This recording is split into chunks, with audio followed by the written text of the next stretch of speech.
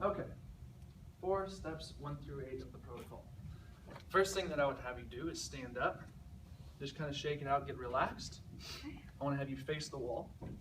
I would sit down right here, and using the acromion as a placement, I would raise my thumb up. I would be looking for anterior to posterior sway of greater than 1/4 inch. If those were there, then it would be indicative of a category 1. Next thing I would do would be to have you face the wall away from me. I would place my thumb at the S2 tubercle. I'm looking for side sway of greater than 1/4 inch. If it was present, that would be indicative of a category 2. Now, if there was no sway with an intelligent gait, that could be indicative of a category 3. Next thing is going to be the first rib. So I'm going to actually have you sit right here facing the wall for me. I'd come behind the patient, palpate for the rib heads, or the rib tubercle. I would have you flex and extend your head. I'd be looking for a few different things. If neither of the ribs kicked up and there was pain, then I would be looking for a category 3. If one of the ribs kicked up, then I would be looking at a category 2. And if both of the ribs kicked up, I'd be looking at a category 1. From there is going to be the cervical indicators. So I would have you lay face up on the table. Next is the cervical indicators, in which case I would be looking for bilateral tenderness at C3, which would be a category 1, left C4 lamina tenderness, which would be a category 2, and then I could use my Levitt principle for category 3, which would correlate spinous tenderness in the cervical spine to TVP tenderness or TVP indicators in lumbar spine, or I could use TVPs of the cervical spine to correlate to lumbar rotation. The next thing would be the cervical compaction test, which I would raise the patient's head a little bit off the table. I would have her put her ankles together and raise her feet 18 to 24 inches off the table. Good. And then I would repeat that same process while placing an S to I compression on the cervical spine. So go ahead and try it again. Which one of those was easier? The first one. Okay. Since the first one was easier, that would show no primary cervical involvement.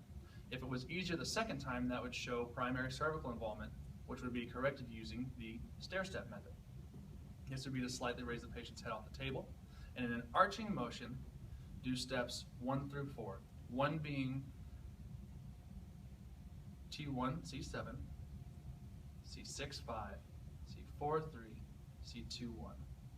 Now, if it was restricted right there and the stair step stopped at C7, T1, then I would check for anteriors of T1 to T4, correct using the adjustment, and then check it again. For any other ones, wherever it stops at, I would use a figure 8 correction. So I just move the patient's head in a figure 8 motion, and then I would go in the opposite direction. And then I would recheck my stair step to make sure that everything moved in a smooth arch. So next is basic 1 and basic 3. Basic 1 is going to be where I palpate just lateral to the EOP and inferior to the inferior nuchal line using 4 fingers on each side. I'm trying to balance CSF by feeling for energy pulsations. I just lightly touch there. I wait for the pulsations to go in a rhythmic fashion, all equal, before I stop. Basic 3 is going to be to palpate along the sagittal suture for point tenderness. Whenever I do find it, I'll cross my thumbs on either side of the sagittal suture while putting each of my 4 fingers on the parietal bone. I would have the patient inhale, and then I would have them exhale. Upon exhalation, I would separate the sagittal suture with my thumbs while simultaneously lifting superiorly with my other fingers along the parietal bone. I would repeat this a few times as well. The next thing is going to be the psoas. In order to test for the psoas, I would have the patient raise their arms up. I would grab just below the wrists. I would apply traction. I would place the palms together. I would raise them above.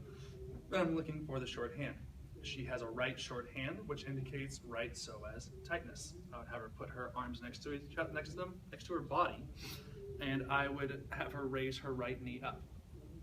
Now, for this one, for the category 2, would you mind if I reach underneath your knee to stabilize your hip? That's fine. Okay. With one hand, I'm also going to be palpating the psoas muscle, if that's okay with you. That's fine. All right. So I would reach one hand under, stabilize the hip, while taking 4-finger flat hand contact and palpating to the belly of the psoas. I would have her inhale, and upon exhalation, I would pull inferiorly and medial for the pelvis and palpate the psoas and apply pressure. I would have her repeat this 3 times while going a little bit deeper with each exhalation. For category 1 and 3, I would place my hand along the knee. I would also palpate along the belly of the psoas. Upon inhalation, I would externally rotate the knee. And upon exhalation, I would internally rotate and apply pressure. And again, I would repeat this a few times, going deeper on the psoas with each inhale and each exhale. Now, the next one that's going to be is the anterior iliofemoral. I would have her place down. I would come to the end of the table, spread her feet out some. I would internally rotate her knees or legs to 45 degrees. The one that experiences more resistance is the one of restriction. In this case, it would be her right. I would then come up, I would palpate posteriorly and inferiorly to the greater trochanter, overlapping my hands. I would have her internally rotate her foot, and I would have her slowly externally rotate it while I pull forward. I'd have her repeat this a second time. Good. And on the third time, on the count of 3, I'm going to have you externally rotate your foot very rapidly while I pull forward, okay? 1, 2, 3. That would be for the iliofemoral. Next is going to be the arm fossa test. Starting on our right side, I would have her raise her hand up while the palm pointing medially in a light fist and the thumb pointing upward. I'm going to first test the muscle by having her resist against my pull. Good. Next thing I'm going to do is I'm going to palpate along the inguinal ligament, if you don't mind. Oh. Okay. So again, I would palpate along the inguinal ligament to the upper fossa and have her resist against me. And then could I have you palpate your pubic bone? I would go just lateral to the pubic bone, it's a lower fossa, and again have you resist. Good, it's strong. I would test the same thing on the other side. You can put your arm down. I would test the same thing on the other side, and if there was weakness in any of the 4 fossas, then it would be immediately, definitively indicative of a category 2.